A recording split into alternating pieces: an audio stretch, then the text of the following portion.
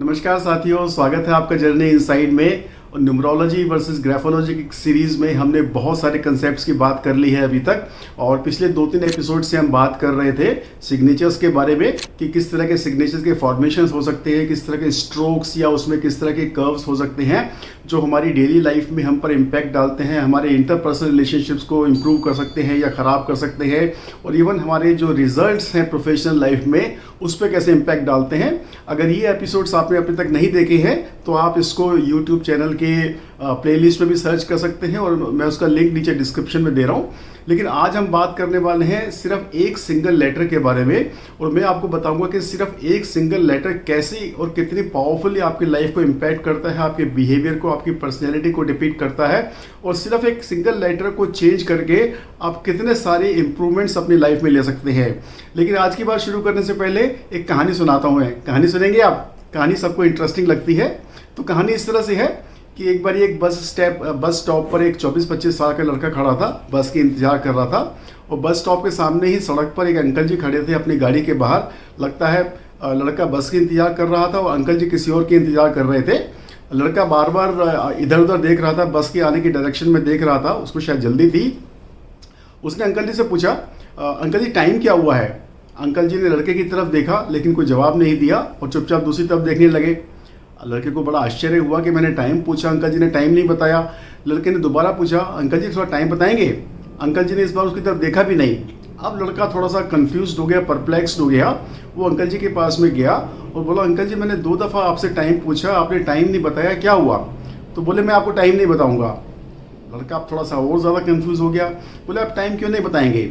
बोले, देखो तुम यंग हो, स्मार्ट हो, देखने से अच्छे घर के लग रहे हो, पढ़े लिखे इंटेलिजेंट लड़के लग रहे हो, और तुम मुझसे टाइम पूछोगे तो हमारी बात शुरू होगी। हमारी बात शुरू होगी तो हो सकता है तुम मुझे पसंद आ जाओ, हमारी दोस्ती हो जाए, और इस तरह से दोस्ती आगे बढ़ जाए, हम लोग बातचीत करने लगे, बातचीत करने में हमारी दोस्ती गहरी हो जाए और मैं तुम्हें अपने घर पे इनवाइट कर लूँ। तुम मेरे घर पे आने जाने लग जाओगे, तुम्हारा व्यवहार देखने में अच्छा लग रहा है, तुम स्मार्ट हो, पढ़े लिखे हो, तो मेरे घर वालों के साथ भी तुम्हारा अच्छा मिलना जुलना हो जाए और इस तरह से दोस्ती आगे बढ़ती चली जाए। और फिर मेरी घर में एक यंग ब्यूटीफुल डॉटर है मेरी, और हो सकता है मेरी लड़की को तुम पसंद आ जाओ और वो तुमसे शादी करना चाहे, और मैं नहीं चाहता कि मेरी लड़की तुमसे शादी करे। अब लड़कों को थोड़ा सा बहुत ज़्यादा डाउट हो गया कि अंकल जी क्या बात कर रहे हैं, बात शादी तक कहाँ से पहुँच गई। बोला, ठीक है अंकल जी, अगर शादी की बात आ भी जाती तो आप शादी क्यों नहीं करना चाहेंगे? तो अंकल जी ने कहा, मैं तुम कितने भी अच्छे हो, स्मार्ट हो, अट्रैक्टिव हो, इंटेलिजेंट हो, लेकिन मैं एक ऐसे लड़के से अपनी लड़की की शादी नहीं करना चाहूँगा जिसके पास में घड़ी तक नहीं है। इंटरेस्टिंग स्टोरी थी, थोड़ा सा एग्जैजरेशन था, लेकिन इस कहानी को मतलब समझने की कोशिश करते हैं। अब देखिए, बहुत सारे लोग आपने अपने लाइफ में ऐसे देखे होंगे कि जो बात नहीं है, नहीं कही गई है, जिसका कोई मतलब नहीं है, वो अपने मन में उसको एज्यूम करके अकॉर्डिंगली बिहेव करने लगते हैं, और ये एक बहुत बड़ा एक इम्पैक्ट उनकी लाइफ में डालता है, उनके सोशल बिहेवियर में डालता है, उनकी पर्सनैलिटी में और इंटरपर्सनल रिलेशनशिप्स में डालता है। मेरी परिचित एक महिला है और मैं जब भी उनसे बात करता हूँ, मेरी बात अभी मुँह से निकली भी नहीं और आधी बात ही खत्म हुई है कि शी स्टार्ट्स रिटॉर्टिंग। तो मैं उनसे कहता हूँ कि मैंने तो ऐसा कुछ कहा भी नहीं और मेरा तो ये मतलब भी नहीं था। नहीं, मुझे पता है तुम यही कहने वाले थे, तुम्हारा यही मतलब था, तुम हमेशा ऐसे ही करते हो। और वो अपने मन में, अपने दिमाग में एज्यूम करके कि मैं क्या कहने जा रहा हूँ, उस बेसिस पे अपना बिहेवियर, अपना कंडक्ट, अपना जो भी काम करना है, जो भी करना है, वो उसमें बेस कर लेते हैं। That means you assume something in your mind which may और may not be real, and accordingly आप बिहेवियर स्टार्ट करना शुरू कर देते हैं। तो मैं उनसे हमेशा कहता हूँ कि भैया जवाब देने से पहले जरा 2 सेकंड का पॉज दे लिया करो, but this is how it is. And अभी अच्छा है बुरा है मैं कुछ नहीं कहूँगा, इसके बारे में मैं आपको आगे बताऊंगा। लेकिन आपको क्या लगता है, अगर मैं अपने मन में अज्यूम करके बिहेवियर स्टार्ट करूं तो मेरे इंटरपर्सनल रिलेशनशिप कैसे होंगे, मेरा डिसीजन मेकिंग कैसा होगा, वो मेरे रिजल्ट्स को किस तरह से इम्पैक्ट करेंगे, आप अच्छी तरह से समझ सकते हैं। मुझे इसी बारे में जनाब फैज़ अहमद फैज़ का एक शेर याद आ रहा है, वो बात सारे फसाने में जिसका जिक्र न था, वो बात सारे फसाने में जिसका जिक्र न था, वो बात उनको बहुत नागवार गुजरी है। तो बात कहीं भी नहीं गई, लेकिन उनको पहले ही नागवार गुजर गई, या पहले ही उन्होंने एज्यूम करके उस पर अपना रिएक्शन दे दिया। तो इस फिनोमिना को देखते हैं हम लेटर में और ग्राफोलॉजी में कैसे स्टडी कर सकते हैं।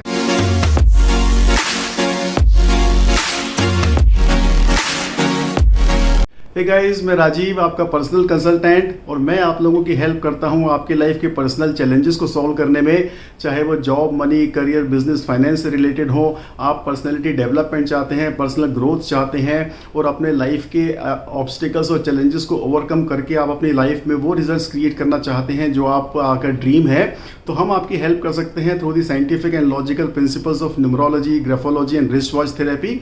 और अगर आप न्यूमरोलॉजी को प्रोफेशनली स्टडी करके बहुत सारे लोगों की हेल्प करके अपना करियर स्टैब्लिश करना चाहते हैं, एक अच्छी खासी इनकम डेवलप करना चाहते हैं, तो आप मेरा प्रोफेशनल न्यूमरोलॉजी कोर्स भी चेकआउट कर सकते हैं, जिसका लिंक नीचे डिस्क्रिप्शन में है। और अगर आप बिजनेसमैन हैं, सेल्फ एम्प्लॉयड प्रोफेशनल हैं, या आपका कोई स्टैब्लिशमेंट है, कोई शॉप है, या किसी भी तरह का आप कोई बिजनेस रन कर रहे हैं, तो हम आपके लिए एक ऐसा लोगो डिजाइन कर सकते हैं जो आपकी बिजनेस की ब्रांड आइडेंटिटी क्रिएट करेगा, एक मार्केट में रिकॉग्निशन क्रिएट करेगा, आपकी फुटफॉल को इम्प्रूव करेगा, आपकी सेल्स टर्नओवर को इम्प्रूव करेगा, और जो आपके बिजनेस के अननेसेसरी लॉसेस हैं या इवन हाई कॉस्ट EMIs हैं उनको कंट्रोल करने में हेल्प करेगा। और ये लोगो हम डिजाइन करते हैं using the principles of numerology, graphology, astrology, secret geometry and Vastushastra. देखिए, इस बिहेवियर को कहते हैं फ्यूचरिस्टिक बिहेवियर। जो अभी नहीं है उसको फ्यूचर में आपने एज्यूम करके अभी से अपना बिहेवियर या अपना जो भी आपको काम करना है उसके अकॉर्डिंगली आपने मोल्ड कर लिया। अब ये किन प्रोफेशंस के लिए अच्छा हो सकता है? अगर आप डिटेक्टिव हैं, आपको छोटी मोटी चीज़ों से ही कुछ बड़ी चीज़ निकालनी है कि हाँ आगे जाके ऐसा हो सकता है, या क्रिमिनल ऐसा कर सकता है, या कोई काम ऐसे हो सकता है, और अकॉर्डिंगली आप अपने मूव्स को डिसाइड कर रहे हैं, या इवन आप चेस प्लेयर हैं तो सामने वाले ने कोई चाल चली, अब आगे वो किस तरह की चाल चल सकता है, किस तरह का पोजीशन ले सकता है, वो आपने अपने दिमाग में पहले ही कैलकुलेट करके अपनी चाल या अपना जो भी बाजी आपने खेलनी है वो आपने डिसाइड करके अकॉर्डिंगली परमुटेशन कॉम्बिनेशन बिठा लिए। लेकिन एक आम आदमी के लिए ये थोड़ी सी प्रॉब्लमेटिक हो सकता है कि सामने वाले का जो मतलब है या नहीं है वो आपने अपने मन में अज्यूम कर लिया है ऑलरेडी, और उसी के अकॉर्डिंग आप अपना बिहेवियर कर रहे हैं। ये सामने वाले को बहुत नागवार गुजर सकता है, उसके साथ में आपके रिलेशनशिप खराब हो सकते हैं, झगड़ा हो सकता है कि मैंने तो ऐसा कहा ही नहीं, आप मेरे को क्यों गुस्सा कर रहे हो, या मुझे ऐसा क्यों बोल रहे हो, मेरे तो ऐसा मतलब ही नहीं था। और ये सब बिहेवियर हम देखते हैं लेटर T में। अब आप फिगर 1 देखिए, लेटर T कितने डिफरेंट तरीके से लिखा जा सकता है। लेटर T में एक वर्टिकल बार है और उससे एक हॉरिजॉन्टल क्रॉस बार है। लेटर T हमें बताता है हमारी इंटेलिजेंस के बारे में, हमारी प्लानिंग के बारे में, हमारे गोल्स कितने हाई हैं, कितने लो हैं, उनको एग्जीक्यूट करने का हमारा कॉन्फिडेंस कितना है, कितनी स्ट्रांगली हम उसको इम्प्लीमेंट कर पाते हैं। इस तरह की बहुत सारी चीज़ें हमें सिर्फ एक लेटर T से मालूम पड़ती है। और इसके देखिए, आपने जो वर्टिकल स्टैंड वो छोटा बनाया है या बड़ा बनाया है, या जो हॉरिजॉन्टल बार है आगे लगाया है, पीछे लगाया है, नीचे लगाया है, ऊपर लगाया है, हज़ारों वेरिएशन इसके हो सकते हैं। तो ये बिहेवियर हमें लेटर T में कैसे मालूम पड़ता है ये मैं आपको बताता हूँ। देखिए, जैसा कि आप फिगर 2 में देख रहे हैं, इस T में एक वर्टिकल बार है, वर्टिकल स्टैम्प जिसे हम कहते हैं, या वर्टिकल लाइन है, और यहाँ पे हॉरिजॉन्टल क्रॉस बार T के राइट साइड में आगे की तरफ लगा हुआ है। वर्टिकल बार के लेफ्ट साइड को हम पास्ट बोलते हैं और राइट साइड को हम फ्यूचर बोलते हैं। तो जब आप फ्यूचर में ये हॉरिजॉन्टल बार लगाते हैं तब इन लोगों का बिहेवियर ऐसा ही होता है, फ्यूचरिस्टिक थिंकिंग वाला होता है। जो बात अभी नहीं है उसी को अपने दिमाग में सोच के ये अपना काम या बात करने का तरीका या अपना जो भी चीज़ें वो डिसाइड कर लेते हैं। तो ये फ्यूचरिस्टिक बिहेवियर होता है जो बड़ा इंटरेस्टिंग होता है, हालांकि सामने वाले के लिए बड़ा डिस्टर्बिंग भी कभी कभी हो सकता है। जैसे मेरे साथ में अक्सर हो जाता है कि कोई बंदा ऐसा है जो ऐसे इस तरह से T का क्रॉस बार लगाता है और उसका बिहेवियर ऐसे है, तो ऐसे लोगों के साथ में डील करना बड़ा मुश्किल होता है। आपने जो कहा नहीं, जो आपका इंटेंशन नहीं था, जो आप करना नहीं चाहते थे, ये अपने मन ही मन में अज्यूम करके अकॉर्डिंगली बिहेव करने लगते हैं। अब सोचिए, अगर आपका बिहेवियर ऐसा है तो आप किस तरह से अपना T क्रॉस बार लगा रहे हैं, और वाइसी वर्सा अगर T क्रॉस बार आप इस तरह से लगा रहे हैं तो आपका व्यवहार बाकी लोगों के साथ में कैसा है। या ऑब्जर्व कीजिए कुछ ऐसे लोगों को जो इस तरह का बिहेव करते हैं, और उनकी हैंडराइटिंग आप चेक कीजिए, उनका T क्रॉस बार कहाँ लगा हुआ है और क्या ऐसे लोगों के साथ में डील करने में आपको प्रॉब्लम आती है। अब इसके प्रैक्टिकल एप्लीकेशंस कहाँ हैं? अब देखिए, सबसे बड़ी इसकी प्रैक्टिकल एप्लीकेशंस है हमारे इंटरपर्सनल रिलेशनशिप्स में, हस्बैंड वाइफ रिलेशनशिप में, फैमिली रिलेशनशिप्स में, फ्रेंड्स के साथ में, इवन प्रोफेशनल सेटअप में, बॉस के साथ में, सबऑर्डिनेट्स के साथ में, क्लाइंट्स के साथ में। अगर इस तरह का T का हम क्रॉस बार लगा रहे हैं तो ये काफ़ी दिक्कतें आपके लिए पैदा कर सकता है। इंटरेस्टिंग कि सिर्फ एक लेटर T से हम किसी भी व्यक्ति की कितनी सारी पर्सनैलिटीज़ को देख सकते हैं। अब ये टी का क्रॉस बार का सिर्फ मैंने आपको एक वेरिएशन बताया है, जब वो राइट साइड में आगे की तरफ लगा रहे हैं। इसके बहुत सारे वेरिएशन हो सकते हैं कि ये क्रॉस बार नीचे लग रहा है, ऊपर लग रहा है, राइट में, लेफ्ट में, हजारों वेरिएशन हो सकते हैं।